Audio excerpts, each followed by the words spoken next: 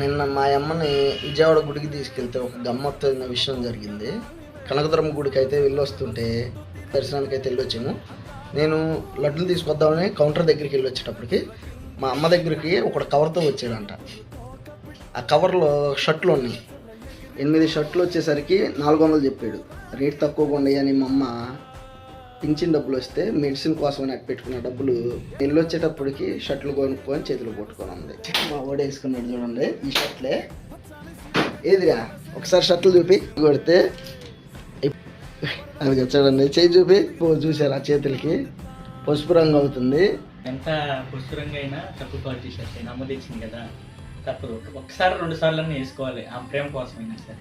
అదిరా వేసుకుంటాను. నా తమ్ముడు అనిపించావు. ప్రేమగా తీసుకున్నా కాబట్టి మనం ఏం వంక పెట్టకూడదని చెరువు 4 తీసుకున్నాం.